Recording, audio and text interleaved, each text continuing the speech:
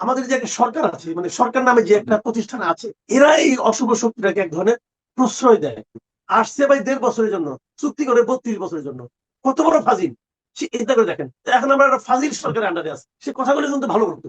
সে কিন্তু এনসিপি কেও ছাড় দিত না, সে কিন্তু গভর্নমেন্টকেও ছাড় দিত না, সে তো ভারত বিরোধিতা করতোই। এখন দেখেন এরা সবাই কিন্তু যাদের কারণে, মানে হাদির কারণে যারা বিব্রত ছিল, তারা সবাই কিন্তু হাদিকে ব্যবহার করতেছে। আমন্ত্রণ জানাচ্ছি প্রিয় দর্শক, মানচিত্রের নিয়মিত আয়োজন কথোপকথনে। আপনারা জানেন যে গত বৃহস্পতিবার থেকে বাংলাদেশে যে নতুন করে তাণ্ডব শুরু হয়েছে, দেশের সবচেয়ে বড় দুটি গণমাধ্যমের উপর আক্রমণ, ছায়ানট উদীচীর মতন ঐতিহ্যবাহী সাংস্কৃতিক প্রতিষ্ঠানের উপরে আঘাত। কিন্তু আমরা দেখতে পাচ্ছি যে শুভবুদ্ধি সম্পন্ন মানুষের প্রতিবাদগুলো তেমন ভাবে উচ্চারিত হচ্ছে না। কেন উচ্চারিত হচ্ছে না, কোন দিকে যাচ্ছে বাংলাদেশ, নিশ্চয়ই এ নিয়ে নানান ধরনের আলোচনা চলছে। আমরাও ঠিক একই বিষয়ে আলোচনা করবো। এই বিষয়ে আলোচনার জন্য আমাদের সঙ্গে যুক্ত রয়েছেন সিনিয়র সাংবাদিক এবং কলামিস্ট মাসুদ কামাল। সাংবাদিক মাসুদ কামাল, আপনাকে আমন্ত্রণ জানাচ্ছি। এবং নিঃসন্দেহে বাংলাদেশে বর্তমান যে একটা পরিস্থিতি, ভয়ঙ্কর পরিস্থিতি, সেই মুহূর্তে দাঁড়িয়ে আমাদের কথা বলতে হচ্ছে। আপনিও কথা বলছেন, কিন্তু সবাই কোথাও কথা বলছে না, কারণটি কি? দেখেন, আমিও যদি না বলতাম তাহলে হয়তো বুঝতে পারতাম যে কেন পারছে না। আমি আসলে বুঝতে পারি না কেন পারছে না। হয়তো তারা নিজেরাই নিজেদের মনে মনে ভয় পাচ্ছে, অথবা নিজেদের কোন রকম সীমাবদ্ধতা আছে, এবং নিজেরা হয়তো আগে হারার আগে হেরে গেছে। কিছু একটা হবে, আমি ঠিক জানি না। বাট আমি মনে করি তো, শুনেন, দেশে একটা জাতিতে, একটা জনগোষ্ঠীতে অশুভ শক্তি কখনো সংখ্যাগরিষ্ঠ হতে পারে না। তাহলে ভাই পৃথিবী চলতো না। অশুভ শক্তি সবসময় কম, কিন্তু এদের আওয়াজটা অল্প সময়ের জন্য জোরে শোনায়। তারা কিন্তু শক্তিশালী না, তাদের আওয়াজটা অল্প সময়ের জন্য জোরে শোনায়। এখন ওই অল্প সময়ের জোরে শোনানোতে আপনি যদি ভয় পেয়ে যাই, তাহলে আমি ভয়েই থাকবো। হ্যাঁ, এক্ষেত্রে আমাদের একটা যেটা নেগেটিভ দিক, সেটা হলো, আমার কি মনে হয় জানেন, আমাদের যে একটা সরকার আছে, মানে সরকার নামে যে একটা প্রতিষ্ঠান আছে, এরা এই অশুভ শক্তিটাকে এক ধরনের প্রশ্রয় দেয়। তাদের হয়তো কোনো উদ্দেশ্য আছে, সেই উদ্দেশ্যটা কি এটা আমি হয়তো এই মুহূর্তে বলতে পারবো না। কিন্তু তাদের সেই উদ্দেশ্য যেটা আছে, তারা হয়তো মনে করছে যে এই অশুভ শক্তিকে আপনার একভাবে প্রশ্রয় দেওয়ার মাধ্যমে তাদের সেই অশুভ উদ্দেশ্যটা হয়তো সফল হবে। সে কারণে তারা কিছু বলে না। আপনি দেখেন কয়েকটা জিনিস, দেশের দুটো বড় বড় পত্রিকা অফিসকে তারা আগুন দিয়ে জ্বালিয়ে দিবে।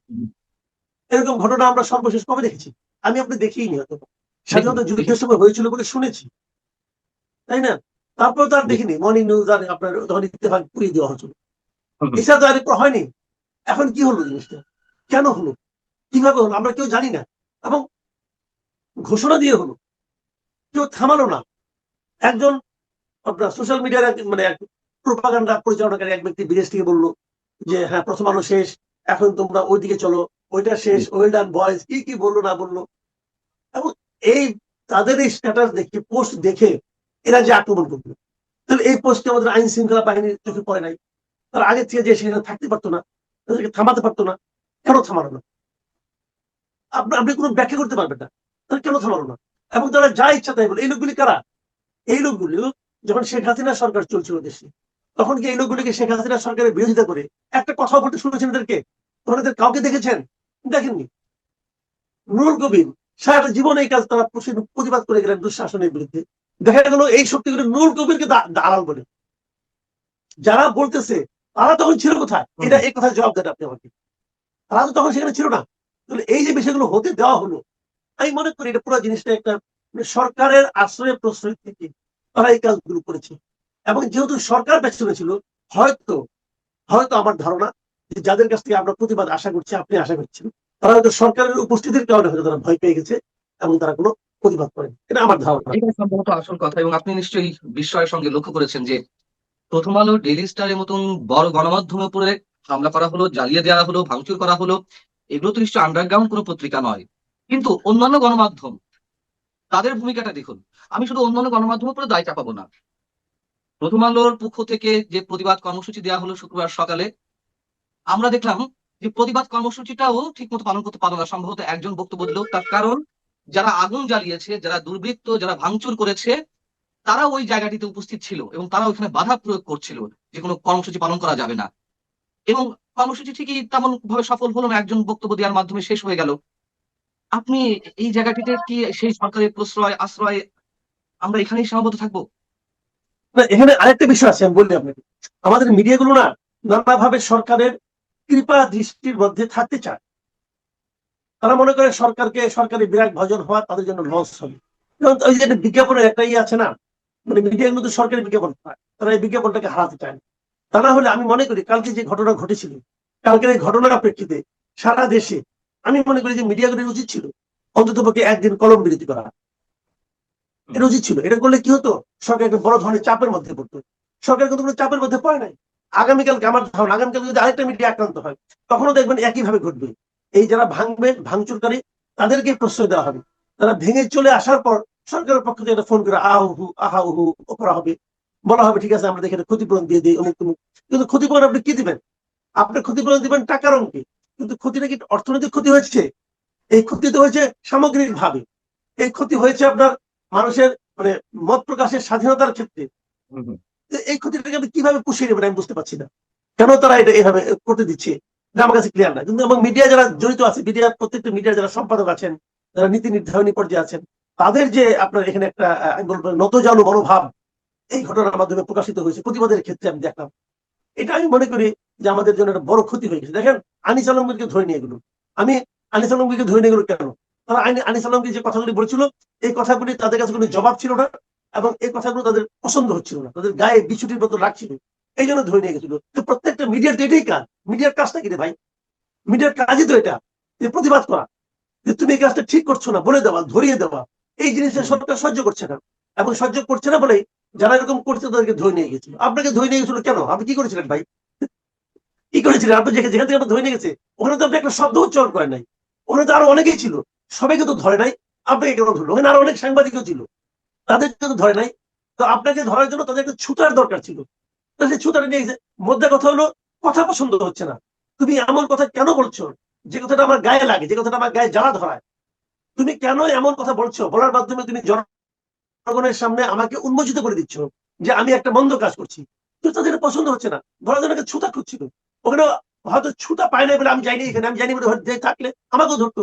তো হয়তো আমার বিরুদ্ধে তারা ছুতা খুঁজতেছে, আব্দুল তুষারের বিরুদ্ধে ছুতা খুঁজতেছে, ছুতা পেলেই ধরবে। এখন তো এখন ছোটা দরকার নেই, এখন তো সরাসরি সরাসরি হুমকি দেওয়া হচ্ছে, মবে হুমকি দেওয়া হচ্ছে আপনাকে। আব্দুল তুষার, আমাকে, আমরা কখন কোন টক শোতে যাই আগে থেকে জানানোর কথা বলা হচ্ছে, আগে থেকে প্রস্তুতি নিয়ে রাখার কথা বলা বলা হচ্ছে আমাদেরকে। মানে নোংরা শব্দ ব্যবহার করে বলা হচ্ছে যে মায়ের উপর মেডিসিন নাই, এই ধরনের মন্তব্য করা হচ্ছে। তার মানে সুস্পষ্ট ইঙ্গিত যে আমাদেরকে কি করা হবে। নিশ্চয়ই আমরা কথা বলা থামিয়ে দেখেন, দেয়নি, কিন্তু এগুলোকে প্রস্তাব দেওয়া হচ্ছে।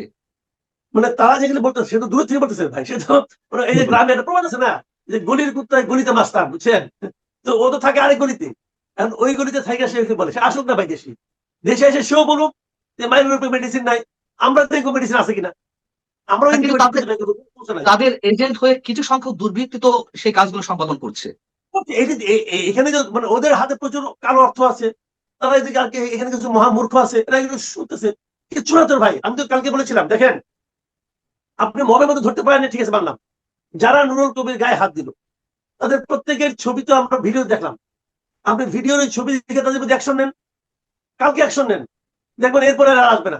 কেউ কিছু বলছে না। মব হচ্ছে, প্রেস সেক্রেটারি বলতেছে এটা তো মব না, এটা হলো প্রেশার গ্রুপ। তো এই পাগল, এরকম পাগল যখন থাকে দায়িত্বপূর্ণ পদে, তখন আপনি কি বলবেন? যেটা ঘটলো, মনে করেন প্রথম আলোতে আগুন দিল, শফিক বলবে না এটা হলো প্রেশার গ্রুপ। ডেইলি স্টারে আগুন দিল, শফিকের ভাষায় এটা প্রেশার গ্রুপ। আপনি কি বলবেন বলেন? এবং এরকম লোক হলো সবচেয়ে গুরুত্বপূর্ণ দায়িত্বে আছে। তো আপনি কি বলবেন? আপনি এখানে কি করার আছে? আমার আপনার মতামতের জন্য অসহায়ত্ব প্রকাশ করা ছাড়া কি থাকতে পারে? তো এখন আমাদের দুর্ভাগ্য যে চান্সে মানে বিভিন্ন কারণে, বিভিন্ন হুজুগের কারণে গুরুত্বপূর্ণ জায়গায় সমস্ত মানে আপনার মানে এই ধরনের লোক বসে আছে, দায়িত্বহীন লোক বসে আছে। এখন তাদের রাজত্বে আমরা আছি, সহ্য করা ছাড়া আর কোনো উপায় দেখি না। মাঝে সহ্য করে গভর্নমেন্ট আসে। না, ওই প্রত্যাশা তো আমাদের সবার। আপনি যেটা বলছেন গত 16 মাস ধরে তো আমাদের সেই প্রত্যাশার কথা ব্যক্ত করছি, এবং ফেব্রুয়ারিতে নির্বাচন একটা তফসিল ঘোষণা করা হয়েছে। আপনার কি মনে হয় না যে নির্বাচন কেন্দ্রিক কি সবকিছু ঘটছে, যা কিছু হচ্ছে, বিশেষ কোন গোষ্ঠী সেটি আহ, মানে প্রতিহত করতে চায়, দীর্ঘদিন ক্ষমতায় থাকতে চায়, ভয় পাওয়ার প্র্যাকটিস করতে চায়, অথবা তারেক রহমান যে 25 ডিসেম্বর আসার ঘোষণা দিয়েছেন, এই মুহূর্তে তারেক রহমানের আহ আশা প্রতিরোধের জন্য একই সঙ্গে এই সব ব্যবস্থার উত্তরণ মানে সৃষ্টি করা হচ্ছে কিনা? এটা হতে পারে। এটা আপনার আপনার আপনার এই আশঙ্কা আমি মানে উড়িয়ে দিই না। দুটো কারণ এখানে। যেমন ধরেন এতদিন তারেক রহমান সাহেব কেন আসেন নাই, এটা নিয়ে নানা ধরনের সমালোচনা আমরাও করেছি, আমিও করেছি। এবং যেই মাত্র ওনার আসার ঘোষণা হয়ে গেল, সেই মাত্র আমরা দেখলাম যে ভয়ের কারণে, যে কারণে উনি আসেন নাই, মানে যে কারণটা মোটামুটি ধারণা করা যাচ্ছিল, যে উনি হয়তো নিরাপত্তা জনিত কারণে আসেন নাই। যখন আমরা এই ধারণাটা করছিলাম, তখন ওনার আসার ঘোষণাটা দেওয়ার পরে দেখলাম যে রাজনৈতিক নেতৃবৃন্দ অথবা প্রার্থীদের নিরাপত্তাহীনতার মানে চূড়ান্ত একটা ঘটনা ঘটানো হলো। মানে একজন প্রার্থী এখনো হয়নি, প্রার্থী হতে চাচ্ছিল এবং ঘোষিত প্রার্থী হত্যা করা হলো নির্মম ভাবে। এবং এটা করে কিন্তু বোঝানো হলো, হ্যাঁ আসলেই প্রার্থী যারা হচ্ছে তাদের কোনো নিরাপত্তা নেই। এবং এই ভয় কিন্তু কেউ পেয়েছে। আপনি দেখেছেন যে নারায়ণগঞ্জের এক ভদ্রলোক তো এই ভয়ে তার নির্বাচন না করার ঘোষণা দিয়েছেন, তাই না? কাজে এটা কিন্তু এক ধরনের মানে নিরাপত্তাহীনতার ব্যাপারটা কিন্তু রয়ে গেল এখানে। আর দ্বিতীয়ত হলো আপনি যেটা কেউ আছে যারা নাকি নির্বাচনকে প্রলম্বিত করতে চায়, বিলম্বিত করতে চায়, এবং তাদের যে উদ্দেশ্য যে কারণে চায় সেটার ক্ষেত্রেও কিন্তু এই সমস্ত ঘটনাগুলো একটা মানে কার্যকর ভূমিকা পালন করবে। হয়তো এখন কেউ বলবে না আইন শৃঙ্খলা বাহিনী আমাদের কন্ট্রোলে নাই, আইন শৃঙ্খলার পরিস্থিতি মানুষের প্রত্যাশিত পর্যায়ে নাই, অতএব আইন শৃঙ্খলা পরিস্থিতি ভালো না হওয়া পর্যন্ত নির্বাচন হবে না। উনি তো বলেই দিয়েছিলেন জনগণ নাকি 5 বছর চায়, 10 বছর চায়, 50 বছর চায়। তো ঠিক আছে, 50 না হোক, 5 বছর হোক, এই কথা উনি বলতেও পারেন। উনি ভাবতে পারেন আর কতদিন থাকা যাক। এবং কিছু রাজনৈতিক শক্তি তো আছে যারা ক্ষমতায় না থেকেও তারা ক্ষমতার স্বাদ গ্রহণ করছে। তারা হয়তো ভাবছে ইলেকশন হলে তো আমাকে থাকতে হবে অল্প কয়েকজন এমপি নিয়ে, আমি তো তখন ক্ষমতার স্বাদ পাবো না, আমি তো ডিসিএসপি তে আমার কথা দিয়ে চলবে না, যতদিন ইউনূস সাহেব আছেন ততদিন তো আমি ক্ষমতার স্বাদ পাচ্ছি, তো বরং আমার জন্য এটাই ভালো। তো এখন আপনি একটা জিনিস খেয়াল করেন যে হাদি গুলিবিদ্ধ হলেন প্রথম। গুলিবিদ্ধ হওয়ার পর আমরা দেখলাম বিদেশ থেকে একজন আপনার সোশ্যাল মিডিয়া থেকে জুলকারনাইন সাহেব দেখলাম উনি ডিটেল বর্ণনা করলেন যে কিভাবে হাদির খুনিরা পালিয়ে গেছে। আচ্ছা আপনি ভাবেন একটা, বলেন একটা কথা, জুলকারনাইন সাহেব কিভাবে জানলো?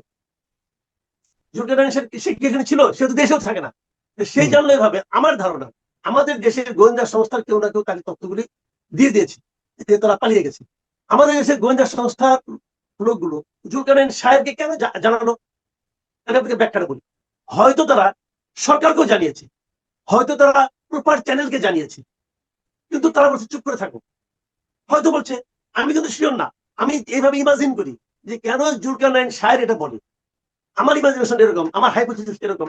হয়তো তারা সবাইকে কনসার্ন অথরিটিকে জানিয়েছে, তারা বলছে চুপ করে থাকো, কোনো অ্যাকশন নিচ্ছে না। যখন অ্যাকশন নিচ্ছে না, তখন যে লোকটা ইনফরমেশন গুলো জানে হয়তো তার মধ্যে দেশপ্রেম কিছুটা আছে। সে ভাবছে যে যখন আমি এদেরকে জানানোর পরেও তারা ব্যবস্থা নিচ্ছে না, তো আমরা যদি এটা বাইরের থেকে সামাজিক একটা চাপ তৈরি করতে পারি তাহলে সেটা ভালো হবে। এই কারণে সে বাইরে তথ্যগুলি জানিয়ে দিয়েছে। হতে পারে কিন্তু হয়েছে তাই কিন্তু বলছি না। জুলকারনাইন সাহেব বাইরে অবস্থান করছে, আপনি যদি বলছেন ঠিক আছে, কিন্তু তিনি তো সাংবাদিক হিসেবে তার সোর্স থাকতেই পারে, সেই সোর্সের মাধ্যমে খবর নিচ্ছেন, এটা তার ক্যারিশমা আমি বলবো, বা তার দক্ষতা, efficiency। হ্যাঁ। আমি কিন্তু জুলকারনাইন সাহেব কিন্তু আমার কাছে ইস্যু না। জি। আমার ইস্যু হলো জুলকারনাইন সাহেবের যে সোর্স তাকে জানিয়েছে, সোর্স তো জানছে। সোর্স যদি জেনে থাকে, সোর্স কি তার কর্তৃপক্ষকে জানায় নাই? দেখেন হাদি এখানে টোটালি মানে ওই যে বাংলা বাগধারা যেটাকে বলা হয় যে বলির পাঠা, তার তার একটা সোশ্যাল আপনার কি বলবো অ্যাকসেপ্টেন্স ছিল। সামাজিক ভাবে তার কথাগুলি মানুষ পছন্দ করত, তার কথার মধ্যে একজন উগ্রতা ছিল, বাট সে কথাগুলি কিন্তু ভালো বলতো। মানে সে কিন্তু এনসিপি কেও ছাড় দিত না, সে কিন্তু গভর্নমেন্টকেও ছাড় দিত না, সে তো ভারত বিরোধিতা করতোই। এই তিনটাকে মিলিয়ে দেখেন তার কারণে কিন্তু এনসিপি বিব্রত ছিল। হাদির কারণে কিন্তু হাদি কিন্তু এনসিপি কে আক্রমণ করতো, বলতো যে আমাদের স্বাধীনতা যুদ্ধ একদল চিন্তাই করেছিল, আমার জুলাই আন্দোলনকে এনসিপি চিন্তাই করতেছে, কিন্তু স্পষ্ট বলেছে এগুলো। তো এখন দেখেন এরা সবাই কিন্তু যাদের কারণে মানে হাদির কারণে যারা বিব্রত ছিল তারা সবাই কিন্তু হাদিকে ব্যবহার করতেছে। Very interesting. হাদি জীবিত থাকলে কিন্তু তারা ব্যবহার করতে পারতো না। তাদের কাছে জীবিত হাদি বিব্রতকর, তাদের কাছে মৃত হাদি ইউজফুল। উদীচী ছায়ানটের মতন ঐতিহ্যবাহী সাংস্কৃতিক সংগঠনগুলো টার্গেটেড হয়েছে, হামলা হয়েছে, ভাঙচুর হয়েছে, আগুন জ্বালিয়ে দেওয়া হয়েছে। এবং যে গোষ্ঠী নির্বাচনকে কেন্দ্র করে খেলা করছে, যে গোষ্ঠী তারেক রহমানের আশাকে প্রতিরোধ করছে, এই মুহূর্তে রাজনৈতিক মঞ্চে সবচেয়ে বড় যে দলটি, যাদের ক্ষমতা আসার প্রবল সম্ভাবনা রয়েছে, সেটি ঠেকানোর চেষ্টা চলছে। একইভাবে বাঙালির হাজার বছরের সংস্কৃতিকে যারা ধারণ করছে, লালন করছে, সেই সাংস্কৃতিক সংগঠনগুলোকেও টার্গেট করা হয়েছে। তাহলে কি এই গোষ্ঠীটি আমাদের কাছে খুব বেশি পরিচিত, যাদেরকে আমরা মিন করছি, তারাই কি সবকিছু ছড়াচ্ছে? জি, আপনার সন্দেহ সত্য। এই সন্দেহকে আপনি মানে বাতিল করে দিতে পারবেন, আমিও পারবো না। একটা বিষয়কে শুনেন, যে কোনো আন্দোলন বলেন, যে কোনো বিপ্লব বলেন, সেই বিপ্লবের কিন্তু যারা অংশ নেয় বিপ্লবে, যেমন আমরা যদি জুলাই আন্দোলনের কথা বলি, জুলাই কিন্তু এদেশের আপামর জনগণ কিন্তু অংশ নিয়েছিল। গৃহবধূ বলেন, শিশু বলেন, কিশোর বলেন, কৃষক বলেন, শ্রমিক বলেন, শিক্ষক বলেন, ছাত্র বলেন, সবাই এখানে অংশ নিয়েছিল বলেই আন্দোলনটা সফল হয়েছে। পৃথিবীর এমনকি প্রত্যেকটা তৎকালীন আন্দোলনে সরকারি এরকমই দল হয়। এমনকি তৎকালীন সরকারি দল আওয়ামী লীগের নেতা কর্মীরাও, অনেক আওয়ামী পরিবারের সন্তানরাও তাতে অংশ নিয়েছিলেন। অংশ নিয়েছে, হ্যাঁ। তো এখন বিষয়টা হলো কি, যখন আন্দোলনটা হয়ে যায়, এটা পৃথিবীর সব দেশে আন্দোলনে এই ঘটনাটা ঘটে। কিন্তু আন্দোলন যখন বিজয় হয়ে যায়, তখন এই সবগুলি লোক কিন্তু আবার ক্ষমতার সঙ্গে সম্পৃক্ত হয় না, সবাই যার যার কাজে ফিরে যায়। কিন্তু তাদের মধ্যে সে আন্দোলনের চেতনাটাকে জ্বালিয়ে রাখার জন্য, জাগিয়ে রাখার জন্য একটা কালচারাল মুভমেন্ট লাগে। এটা সারা দুনিয়াতেই, যখন সেই কালচারাল মুভমেন্টে যদি আপনি থামিয়ে দিতে পারেন, তাহলে আন্দোলন ব্যর্থ করে দেওয়া খুব সহজ। এবং আন্দোলন ব্যর্থ গেলে কি হয়, যারা নাকি সামনে চলে আসে, যারা ক্ষমতার ভাগিদার হয়ে যায়, যারা ক্ষমতার দাবিদার হয়ে যায়, তারা তখন এককভাবে ক্ষমতাটাকে ভোগ করতে থাকে। কাজেই যে বিপ্লবীরা, তথা যে বিপ্লবের যে চেহারাগুলো, তারা যদি আন্দোলনের একক ভাগিদার হতে চায়, যে আমরাই চালাবো, আমরাই জিতেছি, আর কেউ নাই, তখন তারা করে কি, সব ধরনের সাংস্কৃতিক কার্যক্রম, কালচারাল মুভমেন্ট যেগুলো আছে, সব থামিয়ে দিতে চায়।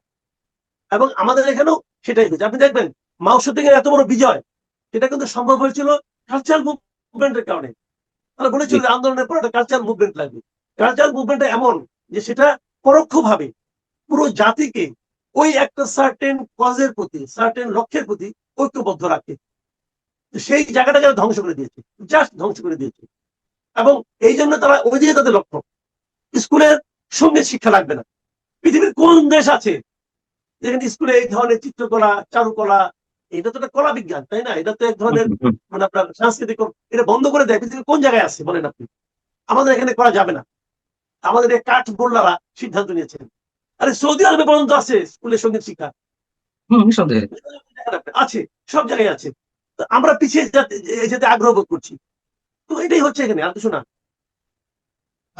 আমি শেষ যেটা জানতে চাই আপনার কাছে, এই ধারা অব্যাহত থাকলে, এবং আমি মনে করি আমার আশঙ্কা যে এটি আরো অনেক দূর যাবে বা করবে, যদি আপনি বলেছেন ফর দ্য টাইম বিং, একটা নির্দিষ্ট সময়ের জন্য বা সাময়িক সময়ের জন্য, আমিও সেটাই মনে করি। কিন্তু এই সাময়িক সময়ের দৈর্ঘ্যটা বোধহয় এখনো বাকি রয়েছে। আহ, আরো অনেক কিছু আমাদেরকে দেখা লাগতে পারে, আশঙ্কার জায়গা থেকে বলছি। আপনি কি আমার সঙ্গে একমত কিনা? যদি একমত হন তাহলে অদূর ভবিষ্যৎ, আমি সুদূর ভবিষ্যতের দিকে যাচ্ছি না, অদূর ভবিষ্যতে আর কি ধরনের আশঙ্কা আপনি করছেন? দেখেন, ওটা তো একটা শক্তি। আমি প্রথমে বলেছি, ওই শক্তি একটা ছোট শক্তি, বাট মানে পাওয়ারফুল হতে পারছে সরকারি আনুকূল্যে। সরকার সেটাকে এক ধরনের প্রশ্রয় দিচ্ছে বলে এটা হতে পেরেছে। সরকারি প্রশ্রয় আরো থাকবে, কারণ সরকার তো এটাই, সরকারের চরিত্র তো এরকমই। তারা এটি তো চায়, তারা সামনের দিনগুলিতে আরো প্রশ্রয় দেবে, তারা আরো অগ্রসর হবে। কিন্তু আমি মনে করি দেশে একটা নির্বাচিত সরকার আসার সঙ্গে সঙ্গে এই শক্তিগুলো দুর্বল হয়ে যাবে। শেষ হয়ে যাবে না, দুর্বল হয়ে যাবে। দেশে একটা আইনের শাসন প্রতিষ্ঠা হওয়ার সঙ্গে সঙ্গে এই শক্তি, এই অপশক্তিগুলো দুর্বল হয়ে যাবে, এটা আমি মনে করি।